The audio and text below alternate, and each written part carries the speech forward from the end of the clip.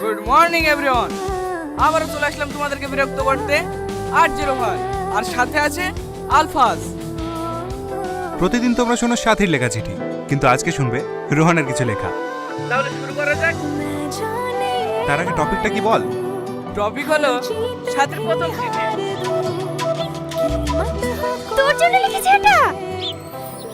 সেই প্রথম চিঠিটা যখন খুললাম, ভিতর থেকে যেন কাগজ নয়, একরাশ বাতাস বেরিয়ে এলো।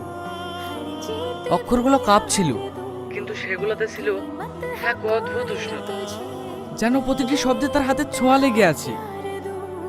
আমি পড়তে পড়তে হারিয়ে গেলাম তার কথার ফাঁকে ফাঁকে। দেখি যেন এক মুখ যা আমি কখনোই দেখিনি, তবুও চিনি অনেক কাল।